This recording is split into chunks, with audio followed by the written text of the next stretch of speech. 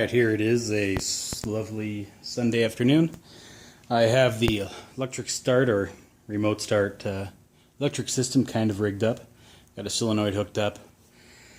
And don't have a switch for the choke yet, so I'm just going to be connecting two wires for that one. A little on the ghetto side, but it works. Here. I have a little remote start plug. That's hooked up. Now, I haven't pumped up the primer bulb yet. I'm going to do that now. Also, this is the first time I'm going to be trying to start this thing, so this is going to be unedited, or raw attempt, if you will. So, you can kind of hear the fuel making its way through the system here.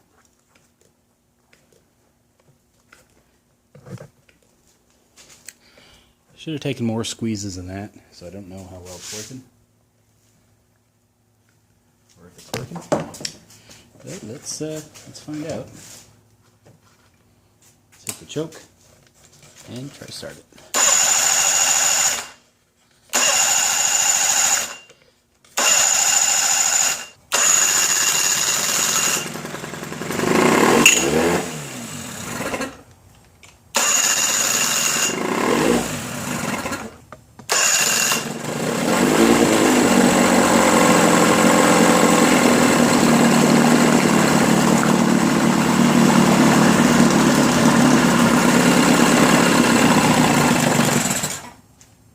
Here's the verdict.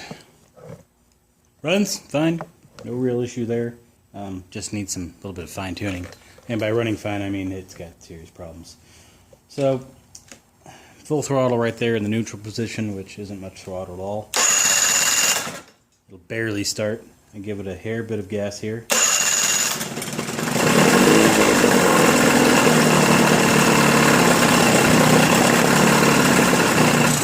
Starts and runs fine, but I let go and it dies. So I'm going to have to figure out why it's doing that.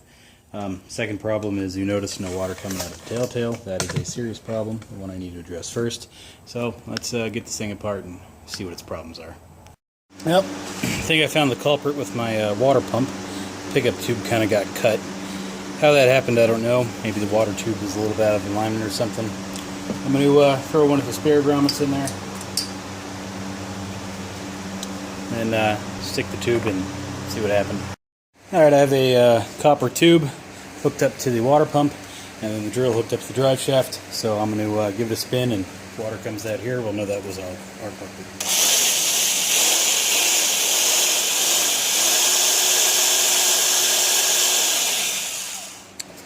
Alright, well, water pump is obviously working, so that wasn't our problem. I'm going to go ahead and say the grommet there was. See how my water tube is kind of off to the side? That could be what killed the, or sliced the water tube grommet. So I'm gonna bend this over straight so it's coming out dead center.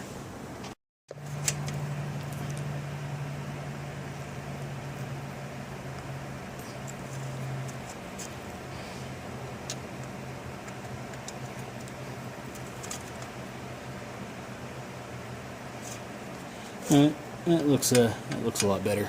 Let's go up a little too.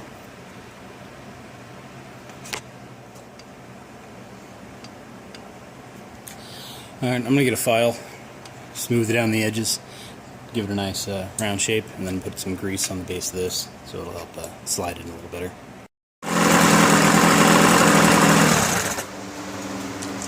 Still no water. The water pump started working.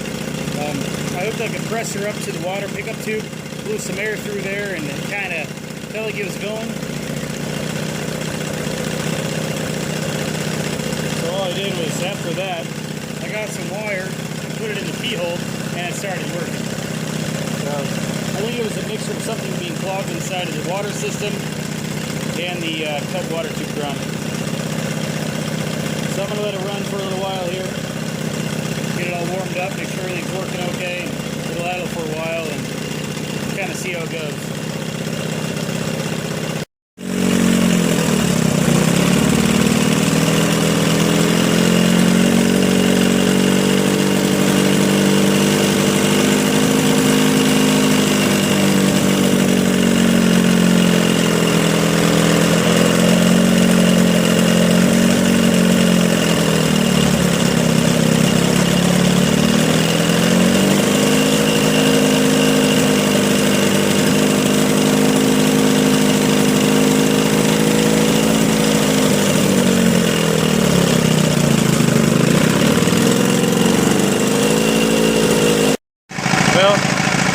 I took the air silencer off just so it was easier to get to the choke. I did a little bit of fine tuning of the carburetor, at least the linkage here with a little set screw. Seems to be running a lot better. Goes in and out of gear okay. Water pump's working. Let me turn it back on for you.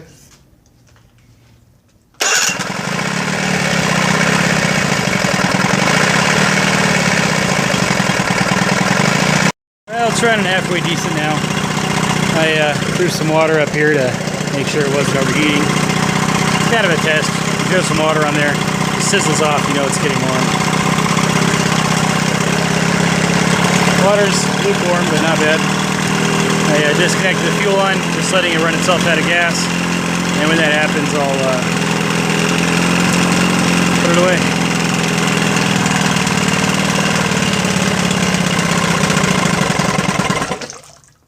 Well, that's about the end of this engine. The doesn't idle that well. I can't figure out why at the moment. Probably just a carburetor needle adjustment, or maybe my old gas going through. It's kind of the problem. I don't know. Gonna have to fine tuning to do with that. But it does run. It does idle. It just doesn't go very slow. That's a little weird, but I'll figure it out later. That's pretty much the end of the repair series here. I've done a lot to this engine. Before I started this YouTube channel, I'd already taken apart, cleaned and painted the main body of the thing. So you didn't see any of that, but most people wouldn't be doing that anyway. And the ones that do probably have enough experience to be able to do it themselves without any guidance. So the plan for this engine is to go on a 15 or 16, I don't remember, old StarCraft boat. I don't quite know if the 15 horse is going to be enough to power it. You can't really get much more power out of this, so I think the only way really to get enough power is to add a second engine. So I'm going to repeat everything I just did to this one to another one. Alright, well there's that. So, it's kind of neat. I now have two matched 15 horsepower Evinrude outboards, both of them electric start and both of them have electric choke. So, now there's going to be a little process of rigging two engines together that were never meant to be rigged together. That's going to be a little challenging. I've got to get a dual controller. That's going to be a little hard to come by. But, I mean, that's part of the fun with the boating world, huh? So, that's the end for now. The next video is probably going to be rigging and installing the remote steering kits. So, stay tuned.